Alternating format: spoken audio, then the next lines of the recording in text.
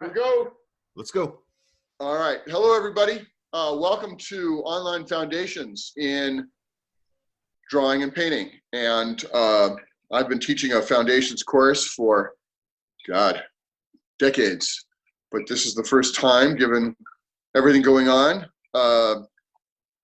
putting it online and looking forward to interacting with all of you out there and setting up demonstrations and exercises and checking in with you on the Facebook page and seeing your exercises, getting your questions, going through all of it. In the background, you're hearing coffee right now. I'm brewing another pot of coffee. So how I understand this course is it is about skill development. Getting skills to give you the ability and choice to do what you want to do. So I don't feel that an image is supposed to be realist in some sort of, photographic way or anything like that. I find, though, that working from observation, still life is helpful because it's right there, it doesn't change, you could just hang out and work it, is a great way to develop our skills,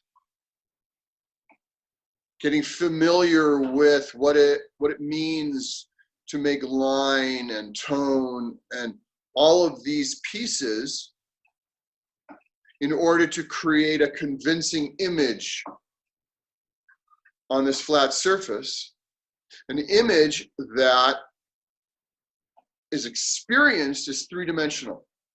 So I'm looking at a three-dimensional situation, figuring out how to put it down on a flat surface and give the experience of this three-dimensional situation that I'm looking at.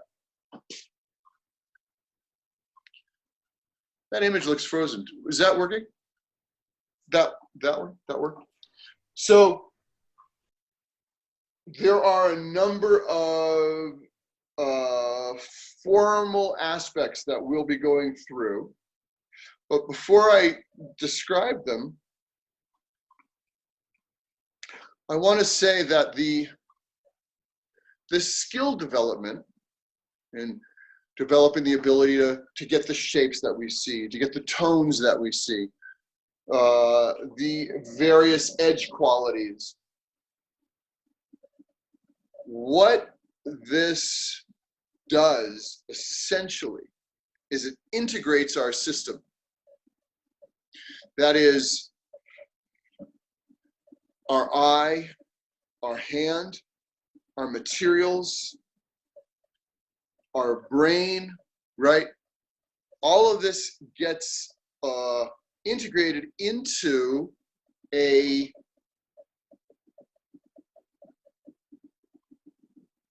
flexible, agile, intelligent, sensitive system. And that takes time. And but once that's there, when we go to work in any way, could be representational, could be from observation, could be abstract, could be from memory, whatever it is, our system is more integrated and we have more choice. So that's how I understand what the Foundations course is about. Giving you the integration and the skill sets to empower you and enable you to go and do your thing, whatever that happens to be. That's sort of like the next part of the journey, is figuring out, well, what do I want to do? Okay, so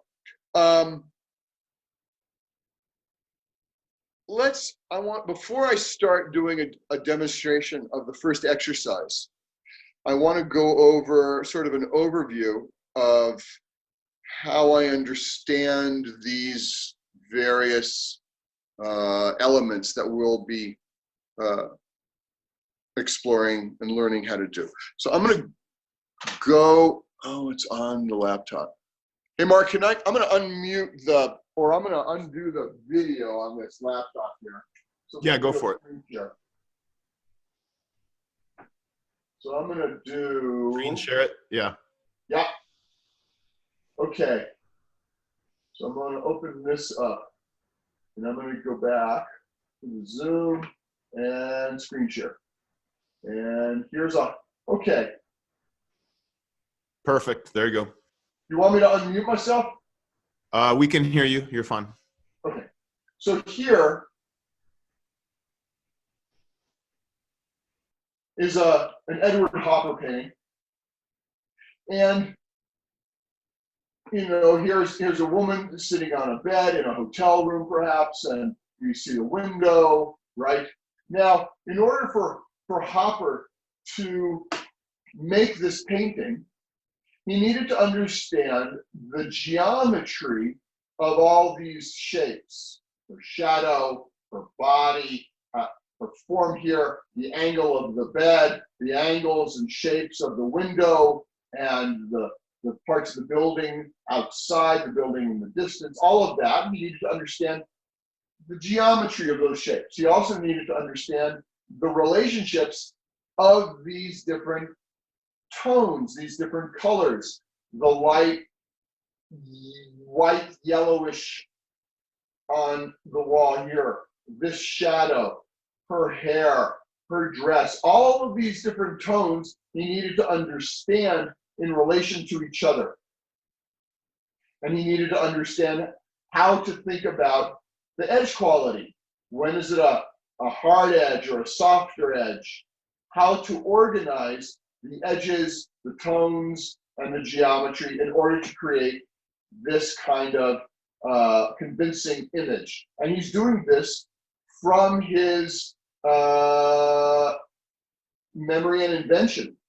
Let's see if I can move this over here. And I want to look at this next image. Nope, it's the image before. I'm going to move this back. And this one here. So here, this image is a drawing he did from observation of his wife, Jo. And he's writing in color notes, and he's trying to figure, and he's using this in order to make that. Okay.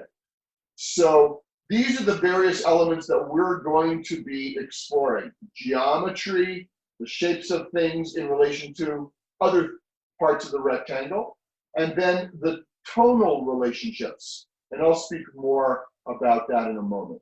I'm going to stop this and stop the video and go back to the other, this one. Okay. Okay, so today we're going to be working with geometry, looking at the still life and figuring out how to make sense of it in terms of the geometry of the shapes that we're looking at.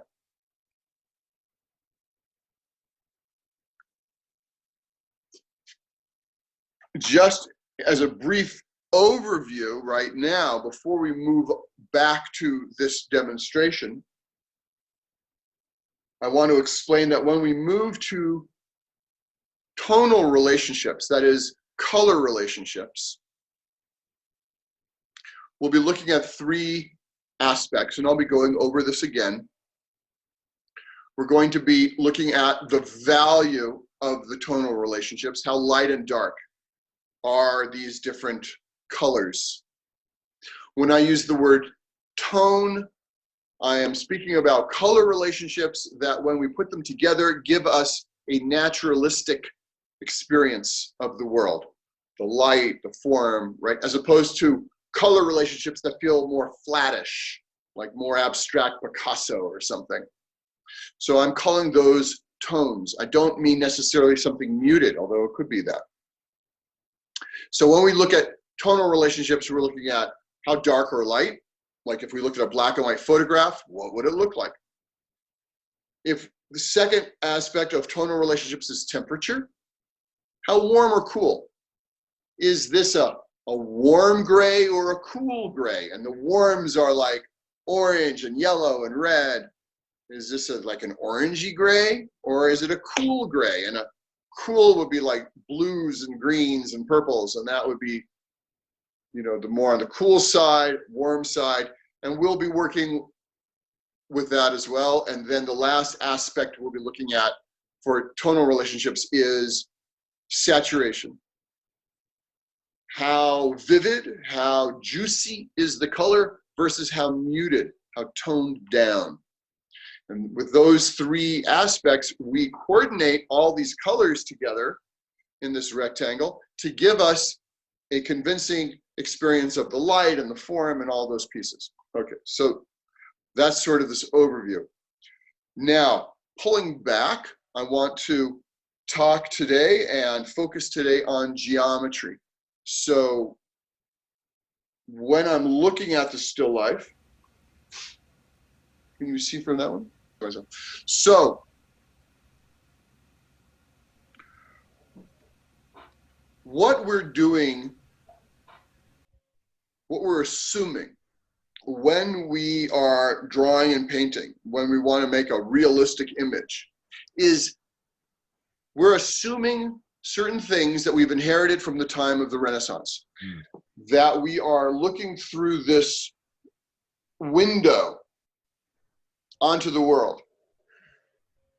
And we're not moving our feet, and we're not moving our head, and we're closing one eye. And we're as if etching on that window the outlines of the things we see and coloring them in. And that would be the image, that would be the painting. So, of course, that's not how we actually see. We've got two eyes, we're moving through space, everything is shifting. Our vision actually curves around our head. What we think of as straight lines actually bend. It's all very strange. But in our minds, we've kind of organized that into certain kinds of, well, cultural assumptions about how the world is put together. In any case, it's a powerful tool, and we've created great imagery through that, and it's a great way to create our drawings and paintings, and that's what we're going to focus on. So I'm going to, usually when I do this exercise, I work in pencil, but for the sake of our equipment and broadcasting through the web, I'm going to use charcoal so that it shows up a little better. And I'm going to demonstrate three different ways of measuring. And for those of you that are familiar or remember high school geometry, if you liked high school geometry, you're going to like this part. If you didn't like high school geometry, you might not like this part. It's working a muscle. It takes attention, but the more we work it, the easier it gets. And it gives us a solid foundation platform to build everything from there. So it's like you want to learn to play an instrument, and so you need to learn scales. It's like that sort of thing. Okay, so I've got here this, I'm going to start with this blue vase, and you could start by just kind of like imagining, you know, kind of sketching it in. You could be kind of loose about it and trying to figure it out, this sort of thing. Okay. And then you want to like get a little more hard-nosed about it. So let's see. Which way can you see me do this? That's a good question. Jordan, get out of the way. When I told you, like, yeah, hold on. Okay, let's do this live. Okay. This shot, yes, when you're talking about you just said the blue, right? Vase. Yeah. So just like step back so we can see it. There you go. Blue vase. Okay, now, how do I want you guys to see what I'm doing I'm going to move this so you can see. You see my arm? That's a good spot. Very good. Great. So I am, where's my arm? There. I am placing my thumb on this, I'm taking a stick and I'm placing my thumb through my vision when I'm looking at the vase at this point, and the end of the stick is at that point. And from where I'm standing, that's the width of the blue vase. Then I'm going to see how many of those go into the height. And I'm putting my thumb at the base, and I've got 1, 2, about 2 2/3. So I'm going to come back over here.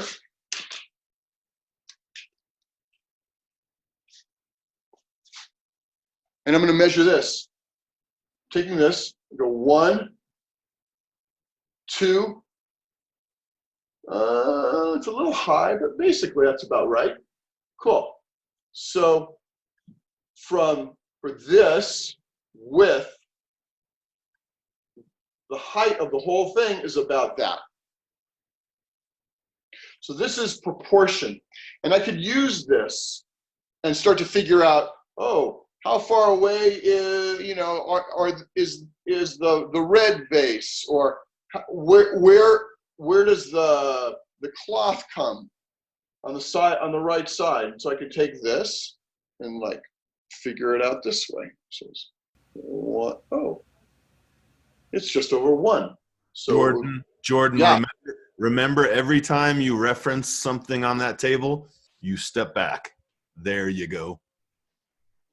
So if I'm trying to find where, thanks, Mark. If I'm trying to find where is this in relation to this side, I can take this width and figure out how high is this from here in relation to this. So it turns out that this to this is just a little bigger than this to this. So I'm putting everything in proportion. I'm not making assumptions about anything. So I go here, here, and it's just a little bit higher. So this would be the side, and this is where the cloth comes. And then I can figure out, well, how far away is this red vase from the blue vase? How far away is this from this? So I'll take the width of the blue vase. I've got 1 and, maybe 1 1/3. So it would be 1 and, yeah, maybe here. Maybe the red vase comes in there. So I'm using something and turning it into my inch. I'm setting up proportions. That does not mean that I'm drawing things the size I'm seeing them. The size I'm seeing that blue vase is that size. Now, that's called sight sizing. There's nothing wrong with it, but we don't have to do that. We can just set things up proportionally. So that's one way of using, could be our skewer. You can get these from Target, barbecue, or a pencil, or any straight line helps us set up proportions. Okay, that's the first way of measuring things. Another thing we're looking for is what I call alignment.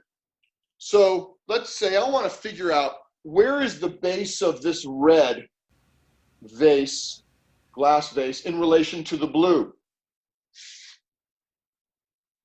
So I'm going to put a line across the bottom of that red vase and see where does it intersect as a horizontal, and where does it intersect with the blue vase.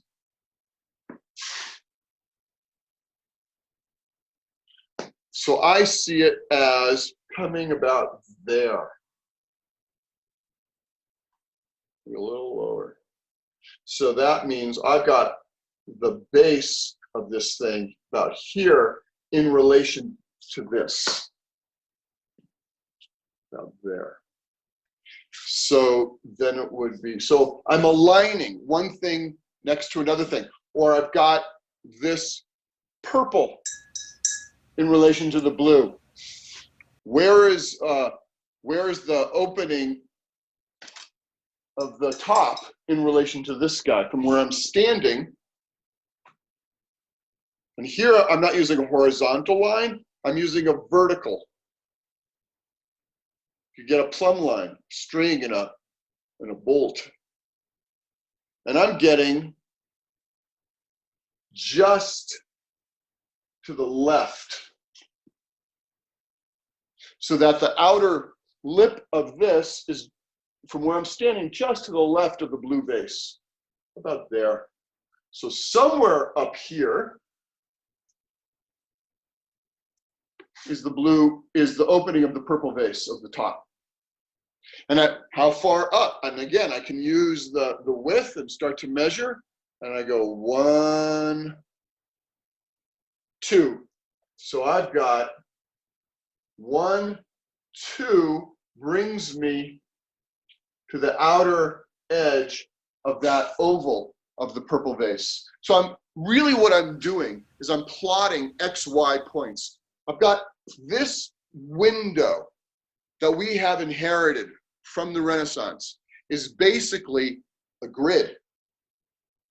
And we've got vertical lines and we have horizontal lines. So we've got Y and X. And what we're doing here is plotting points. We are plotting where are these points in relation to other points in this grid. So we've got proportion, we have alignment, where's one point in relation to another point, where's one object in relation to another object. And the last aspect that I'd like to mention is angles. So for instance,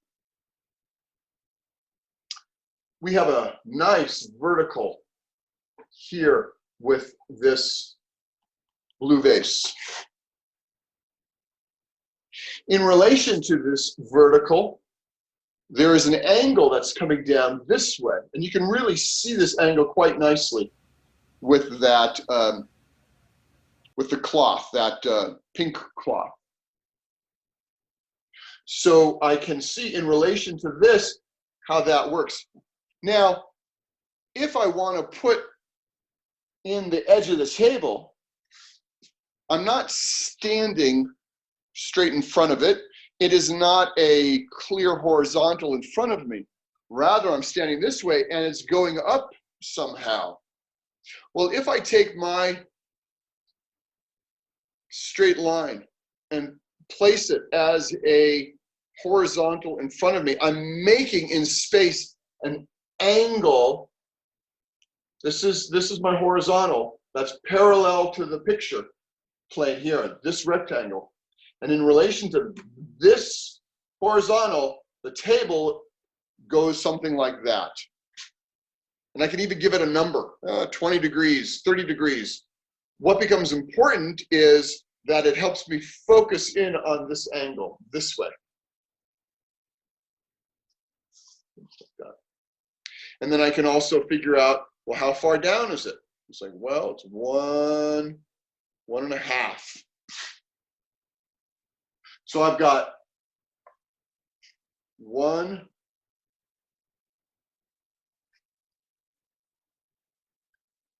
little bit further down for the size I'm making things in proportion, and about that angle.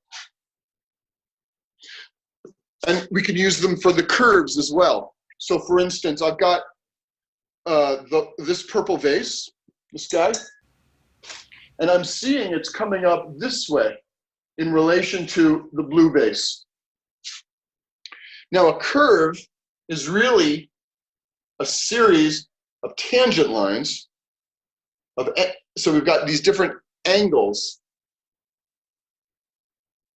and each of them I can see with in relation to a vertical or a horizontal as it goes along the contour of the object. So I can use my skewer as a vertical or horizontal in relation to the curves that I'm seeing to help me understand how to go along and figure out those tangent lines that end up creating the curve.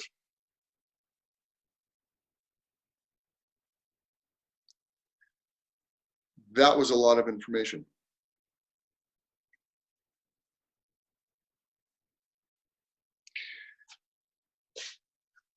Before I start developing the drawing, does anyone have a question up until this point? You could chat, type it in. I'm happy to unmute and have you ask either anything. It's fine. I'm loving this, Jordan. We don't have the perfect camera angles, but man, you are speaking my language. This math talk, I love it. I love it. Thanks, Mark. And okay. no questions. So just I'll keep going. Yeah, keep going. Okay. So finding all of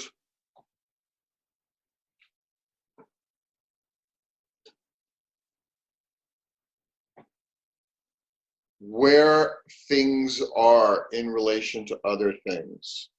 So I'm finding the base of the yellow plastic bowl is above the edge of the blue vase.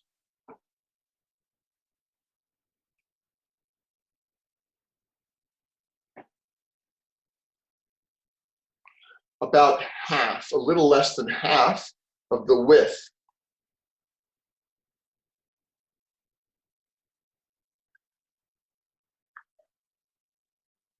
So here would be the base of that yellow bowl. Here's the purple, here's the yellow bowl. I'm taking this view and translating it into lines, geometry, XY points on this flat surface to create an illusionistic, as if three-dimensional experience. So I've got, this is my opening of the top, the oval of this blue vase, and here I have this piece here, and I can measure this in relation to this, and it comes to just under half.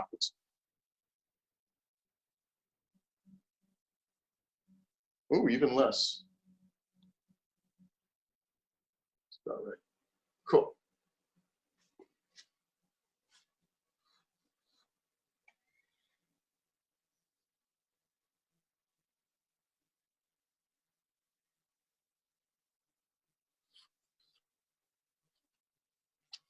Now let's see, how far away is the red vase from the purple vase in relation?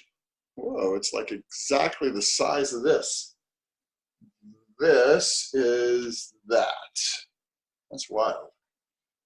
So that is the space. Here's the red vase. Here's the purple vase. And the space between them is exactly the width of this blue vase.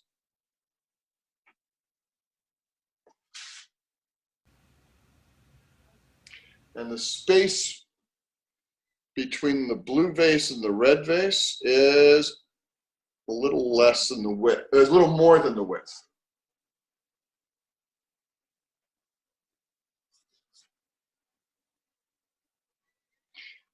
And we've got this curve hitting the stem. The base curves and hits the stem. And where is that point in relation to the blue vase? So I'm using alignment. And I'm getting it right at the back end of the opening of the oval of the opening of the top of it. That is here. So here,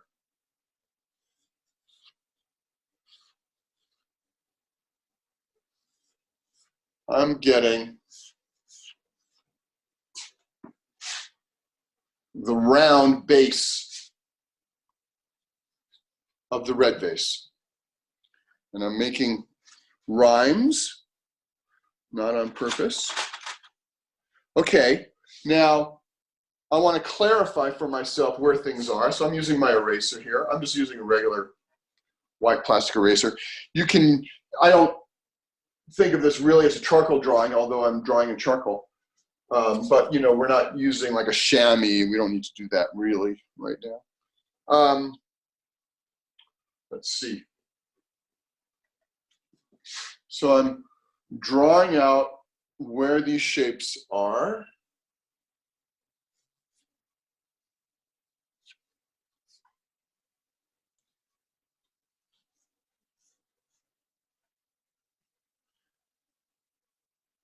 And I can see in terms of the shoulder of the vase, the pink cloth comes up this way.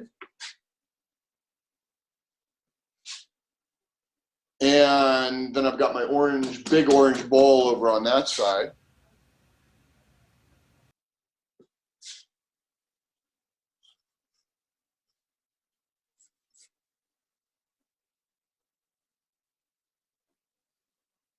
I think that looks too close. Doesn't that look true? It does. I don't think that's right. I don't have enough room.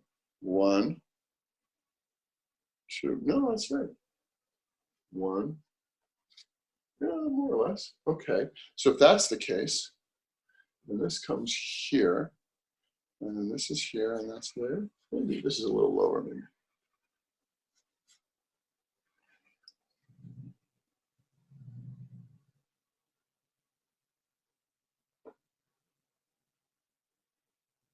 So I'm getting to get from the back of the blue vase to where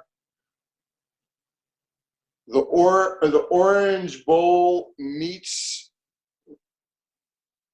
the purple vase is about here.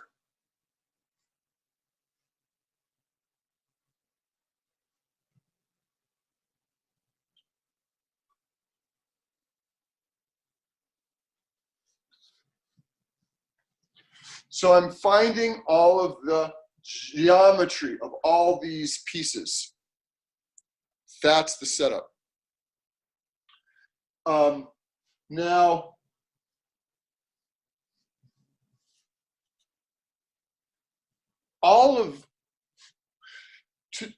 getting a sense of geometry takes practice. It takes attention. It takes setting up something and measuring and measuring and doing it again. And a few things I'd like to say about this exercise.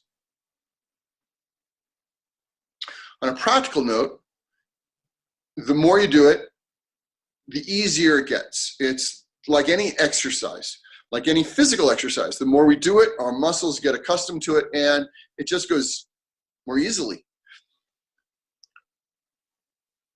So if you spend, say, half an hour every day doing this exercise, it's just going to get easier, or even a few times a week. And the simpler the setup, the better.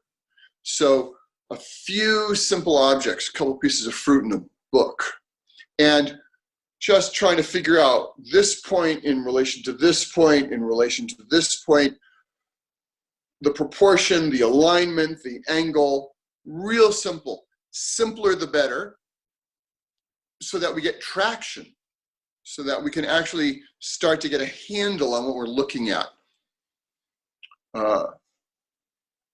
Very often, there's a discrepancy between what we're seeing through this grid. Where are these XY points? And what we know about the spatial situation.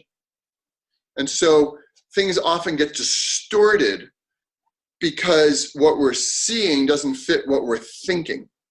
And the image that we imagine, or trying to figure this out, and there's a kind of cognitive dissonance in it. That in many ways, moving through the images in our minds of what we think it's supposed to be, that takes more effort in many instances than actually just seeing what are the relationships of these points to each other. The relationship of points to each other isn't that complicated. It takes some practice. The moving through the assumptions of how it's supposed to be, that takes some real effort very often. So keeping things simple, practicing it repeatedly, doing that, strengthening the muscle. Another thing that I want to mention is there is an aspect of this exercise. In fact, this whole skill development through observation that we're working with, where we are sharpening our sensibility and our skill sets in relation to an objective situation.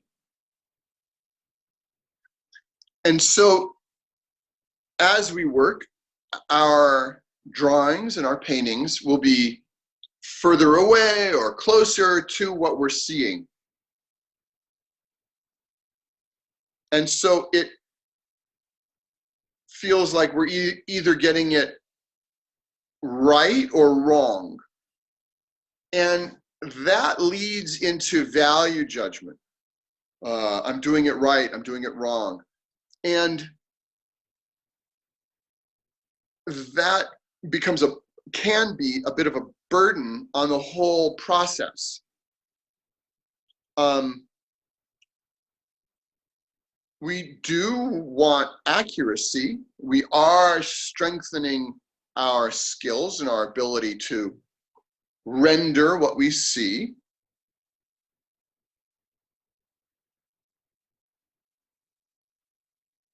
But really what we're doing is we are strengthening our system.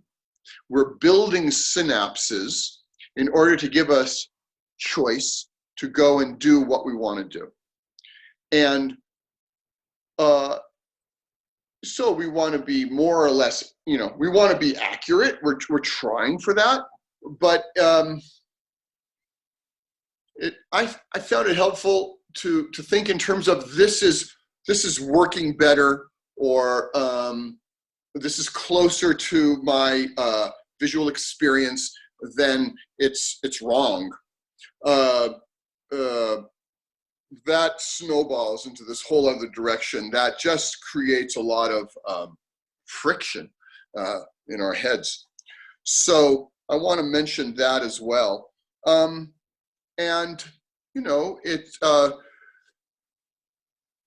there is no time frame where you are supposed to arrive at a certain result by, right? So that, don't feel that you should be getting it right away. It all depends on, everyone's got a different temperament and setup in the brain, and it's all different. So it's very helpful to cultivate patience.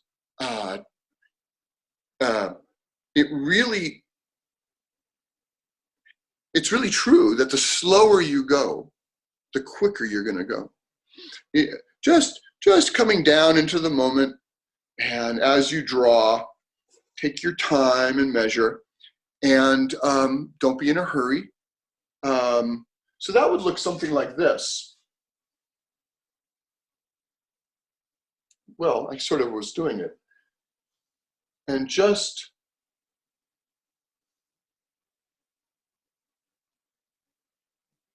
taking your time. It's like, imagine you're going for a drive on a nice Sunday afternoon. And you're not in a hurry. There's no hurry to get anywhere.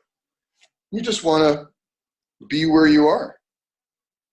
Enjoy the ride. See what you see.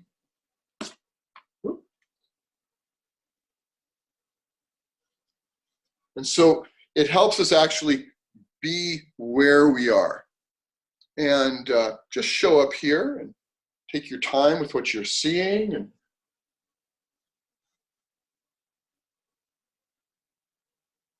get intimate with your vision.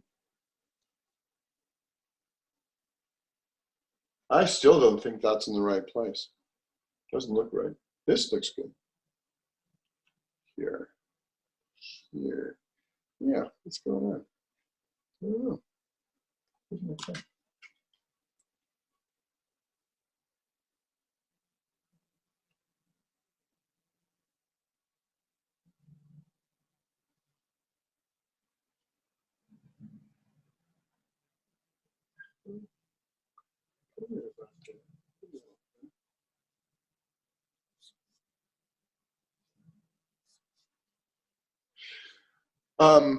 Another aspect that I would like to mention, and we'll come back to this as well, is line quality. So some of the lines you can see here are fairly thick, and some are rather thin.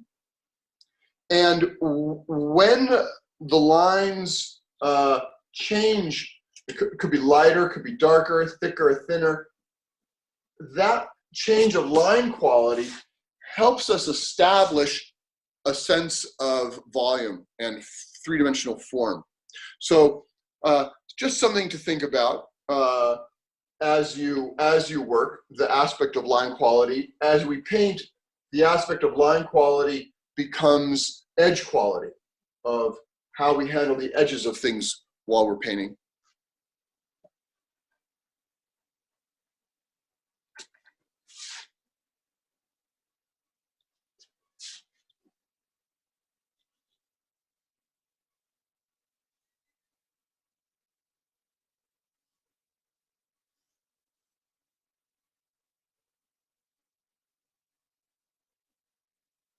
So I'm using my eraser to help me develop my line quality.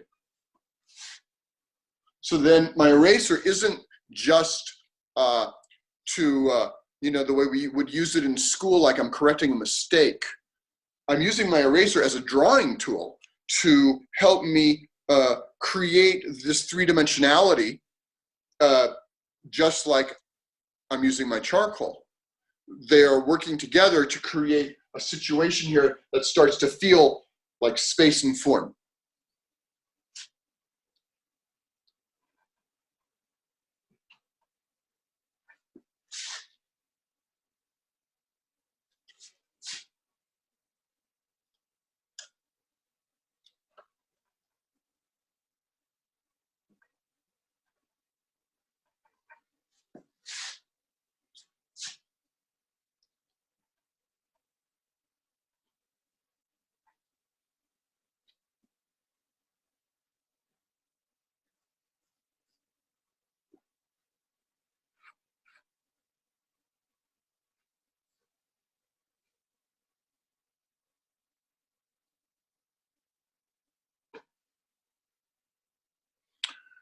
We've got some time now. If anyone has any questions that they would like to ask about any of the things I've been talking about or the exercises.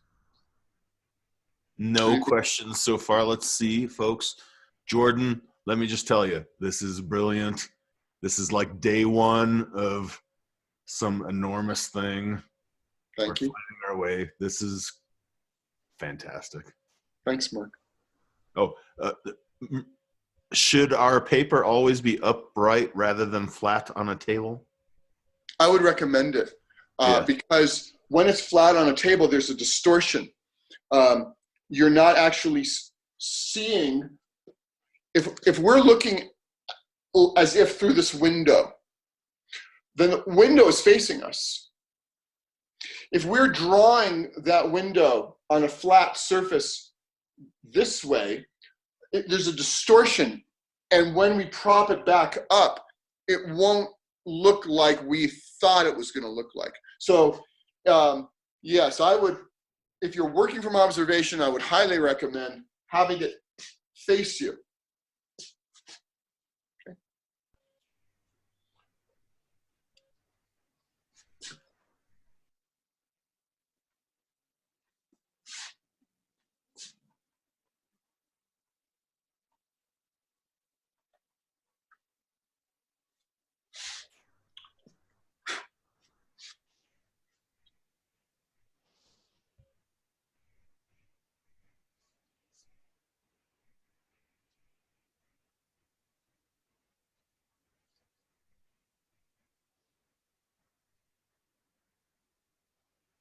Jordan, let me throw this in there too.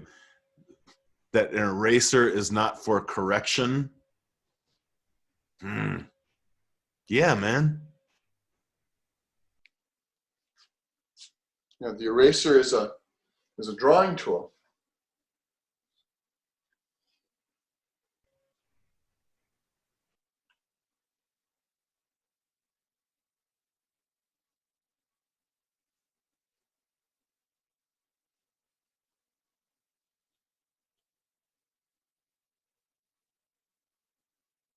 So I'm looking at the neck, and I'm trying to find out where is the side of the neck of the purple in relation to the blue. And it's just to the left of it. So it's here. So then this goes up this way, and this goes up this way, and this goes up that way, something like that. So a couple more things about this exercise. We're working in some ways with the first formal element, line. Taking a situation that is occurring in space and translating this situation into a set of lines. First formal element that we're using to explore our experience visually.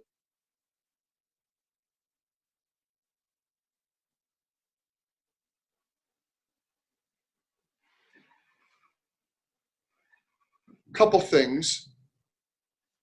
There actually aren't any lines in our experience.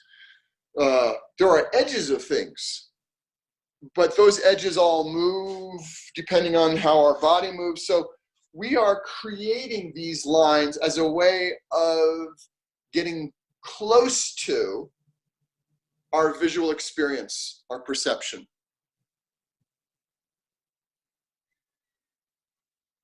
And working with the geometry gives us a way of, again, integrating our eye, our hand, our materials, our brain, the situation out there. Everything starts to get closer as we work through our perception and touch to understand formally, in line and geometry, what we're looking at. So we're creating a kind of intimacy through our perception and mark with this situation out there.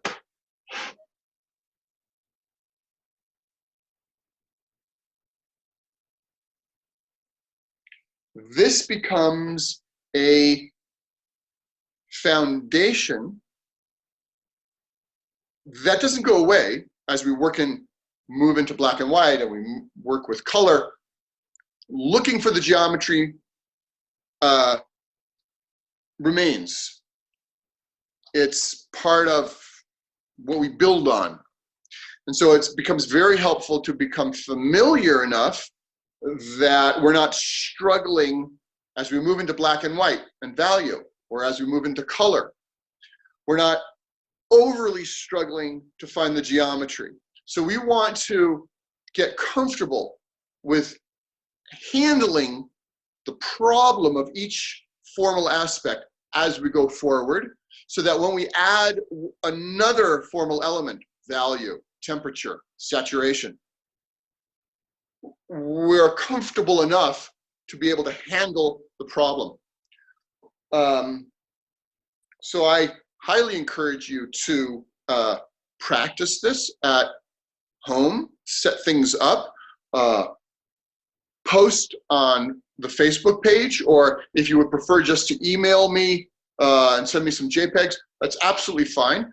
It would be helpful to get both an image that you are drawing, but also a photographic image, even though there's a distortion as well. But getting a photographic image just to start to compare, and it would be from the point of view that you're looking at.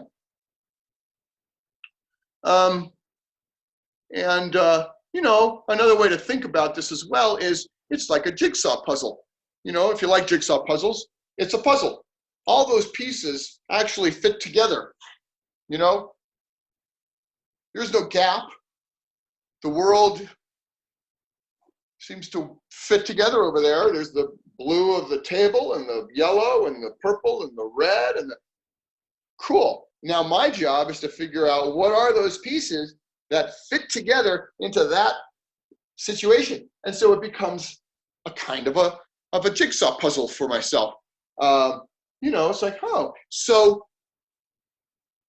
on a certain very real level, what I'm cultivating here is visual curiosity. What's going on? How is that fitting together? How does that work?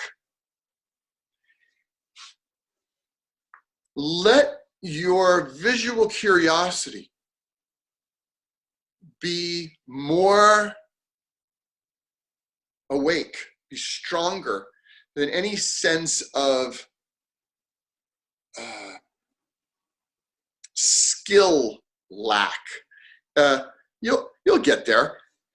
The visual curiosity will carry you. It's like, don't worry if you don't get it right away. That's really less, you'll get there. It's just practice. It's just putting in time and attention, really. And, you know, it's like, oh, where is that yellow? How do I get there? How do I get from here to here, over to here? Where are these things actually in relation to each other? You know, where's that yellow in relation to the purple, to the blue, to the pink? How do these things fit together? What's going on over here with the orange bowl and the purple? And as I slow down, and it's like, get curious, it's like, oh, this is cool. And then, you know, I'll get it or I won't get it, but I'm enjoying the ride. And so, again, like a first place to be. And another aspect that I want to mention with this first formal element of line is we start to develop a sense of how to start to create an experience of space and form that is, when we begin, we have marks on a page. As we continue, we start to experience forms in space. We start to find that our two-dimensional situation starts to open spatially. And this two-dimensional flat paper or canvas becomes a space that we are moving into. So that's another very important foundational experience to start to develop as we work. Please email me if you have any questions about any of this. I'm going to be recording it, and I will send out a link to it'll be uploaded, and you'll all have access to this as long as you would like. Send me your questions, send me your images and the exercises you'll be doing. Are there any questions now before we wrap this up? I do not see any, Jordan. What a class. What a class. We just have to figure out a few tech issues, but man, let's go. Okay. All right. I look forward to continuing next week. We will be building on this line quality, the linear quality with value, with black and white next week. That we're moving from geometry, building on it, to value. And I hope you're all well and taking care out there in these days of ours. And okay, I look forward to it. Be well, everybody. Take care. Bye-bye.